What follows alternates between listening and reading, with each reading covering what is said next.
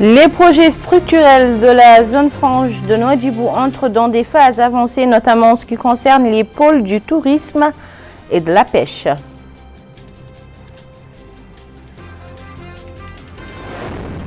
Trois personnes ont été tuées dans une vague de chaleur aux États-Unis.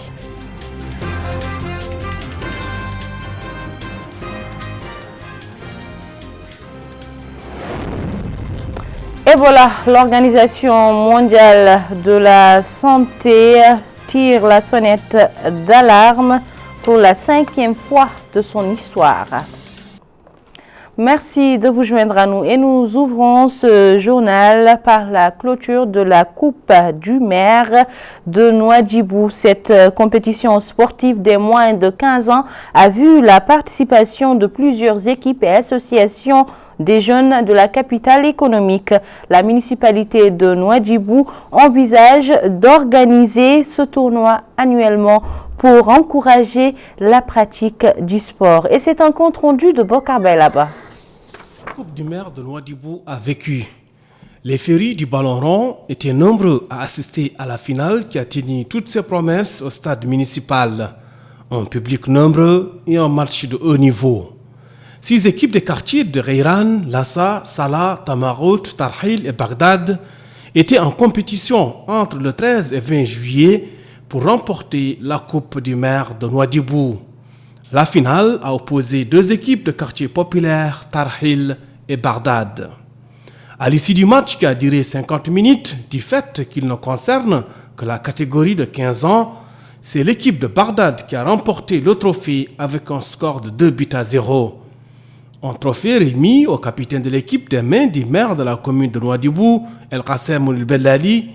En plus du trophée remporté par le club de Bagdad, plusieurs autres coupes, dont celle du Fair Play concédée au club de Tamarout et celle de la 2e place à l'équipe de Tarhil, ainsi que des équipements de sport ont été remis au club de quartier. Pour le maire de la commune de Nouadhibou, El Qassem El Bellali, cette compétition a réussi à bien des égards. Il a précisé que cela a permis de réunir plusieurs jeunes autour du ballon rond, vecteur d'unité et de fraternité.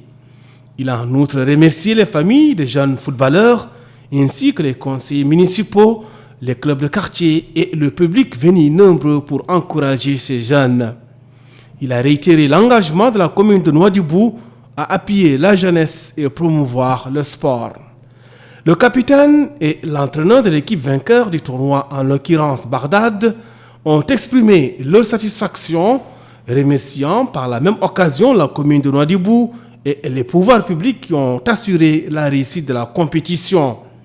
Ce championnat ne s'arrêtera pas là et il sera suivi très bientôt des catégories de 10, 13 et 17 ans.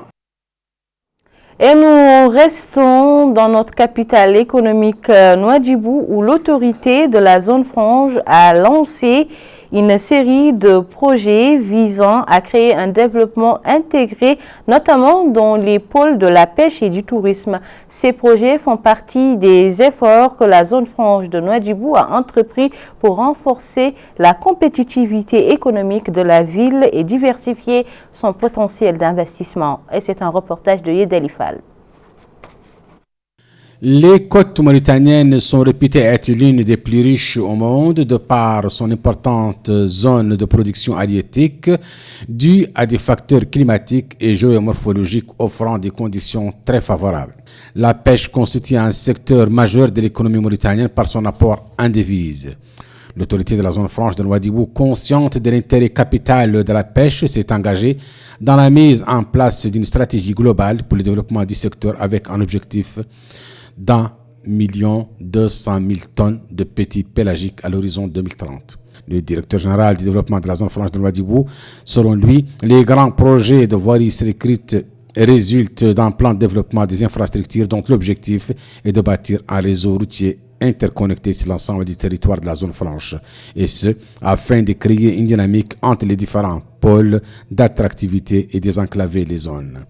L'aménagement de la zone des Cabanons permettra aux opérateurs au développement et autres acteurs du secteur touristique d'y investir dans les conditions les meilleures de confort et de sécurité.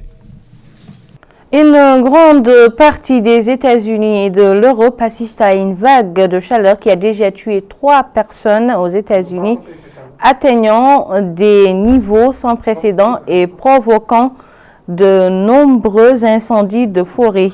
En Europe, les températures dans certaines zones ont atteint 40 degrés et 65 comtés français ont été mis sous surveillance et vigilance en cas d'urgence. L'Union africaine a annoncé hier qu'elle déployait davantage d'experts de santé pour faire face à l'épidémie du virus de l'Ebola en République démocratique du Congo. Alors que le virus a déjà tué 1700 personnes, l'Organisation mondiale de la santé a décrété cette nouvelle épidémie urgence sanitaire mondiale. Bokar Bey là-bas. On appelle à des actions internationales urgentes pour lutter contre l'épidémie d'Ebola en République démocratique du Congo. Cet appel, lancé par l'Union africaine, fait suite à la déclaration de l'Organisation mondiale de la santé sur l'épidémie d'urgence qui sévit dans ce pays. En réaction à la déclaration de l'OMS, l'Union africaine envisage de déployer en RDC des volontaires membres de l'organisation. Margaret Harris, la chargée de communication de l'OMS, a indiqué que l'épidémie de fièvre hémorragique Ebola est passée au rang d'urgence sanitaire mondiale, un statut réservé aux épidémies les plus graves. Selon l'Union africaine, 2522 cas d'Ebola ont été confirmés à ce jour en République démocratique du Congo. L'organisation continentale estime que pour lutter efficacement contre Ebola, il est surtout important d'impliquer la population locale, construire avec elle une relation de confiance afin qu'elle s'approprie les moyens de la lutte contre l'épidémie. Voilà, c'était tout pour cette édition, mais avant de nous quitter, le rappel des titres. Les projets structurels de la zone franche du Nouadhibou entrent dans des phases avancées, notamment en ce qui concerne les pôles du tourisme et de la pêche.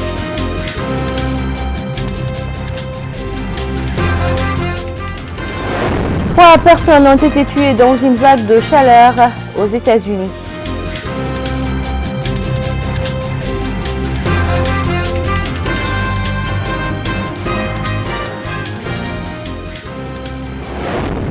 Ebola, l'Organisation mondiale de la santé tire la sonnette d'alarme pour la 5e fois de son histoire. Où que vous soyez, c'était un réel plaisir pour moi de partager avec vous ces moments d'information. Demain soir, vous retrouverez Cheikh Naoul, Cheikh Sadbou. Quant à moi, je vous donne rendez-vous mercredi, Inch'Allah. En attendant, vous pourrez suivre votre émission en direct avec ma collègue en arabe, Taiba Mintal Qaouf, et l'émission s'intitule Sa'at Hiwar.